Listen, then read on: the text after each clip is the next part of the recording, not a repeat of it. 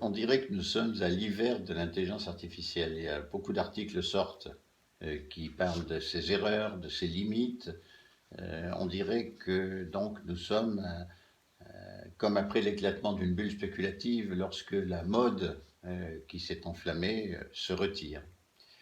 Alors cette mode, elle a été excitée par des essayistes, des journalistes qui ont semé des chimères dans l'esprit du grand public, comme par exemple la fameuse singularité. Ce sont autant de sottises, il faut bien le dire. Les experts, les praticiens de l'intelligence artificielle, eux, ils savent exactement de quoi il s'agit. Ils ne sont pas clients de ce genre de chimères. Mais elles se sont malheureusement trop répandues. Et on dirait qu'actuellement, nous arrivons à un retour de bâton. Hein. Le risque, c'est qu'avec les chimères, on jette le bébé avec l'eau du bain, c'est-à-dire qu'on jette l'intelligence artificielle elle-même et tout ce qu'elle peut apporter de précieux. C'est un danger qu'il faut savoir éviter. Alors, pour évacuer les chimères, il faut parler de ce que c'est que la réalité de l'intelligence artificielle. En fait, historiquement, il y a eu deux époques. Il y a eu l'époque des systèmes experts, et puis maintenant celle de l'apprentissage machine, du machine learning, comme on dit.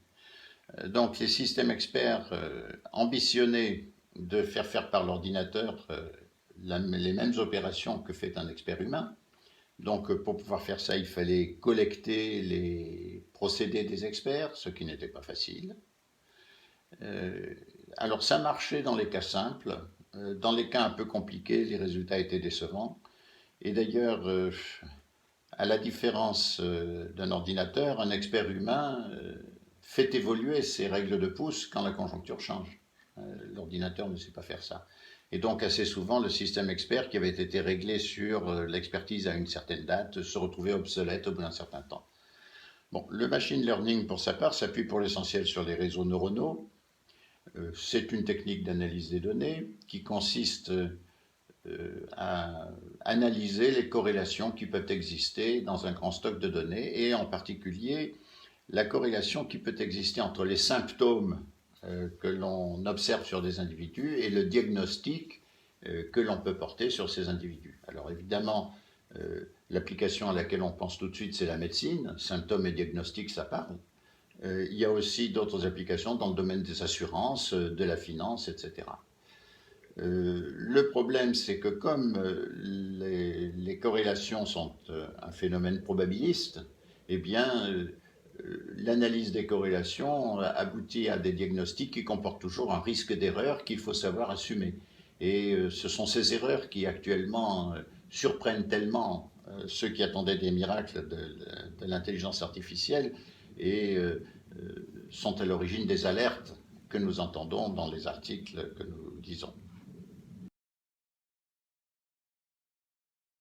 Où se trouve l'intelligence dans l'intelligence artificielle? Elle est d'une part dans le programme qui est mis en œuvre pour estimer ces corrélations et d'autre part dans les données que l'on ingère dans l'ordinateur pour l'entraîner.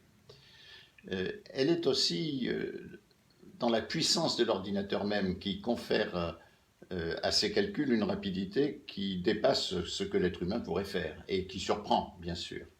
En fait, c'est cette puissance de calcul, cette rapidité du calcul que Turing appelait l'intelligence. Et il y a une phrase de son dernier article qu'il ne faut pas oublier, c'est « Une raison qui ne s'appuie pas sur le bon sens est inadéquate ».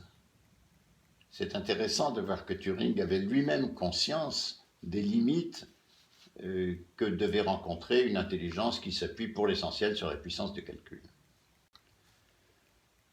Alors, que nous apporte l'intelligence artificielle? Eh bien, elle est excellente dans le petit monde qui s'appuie sur des données, sur un programme, et qu'elle explore en utilisant sa puissance de calcul. Voilà.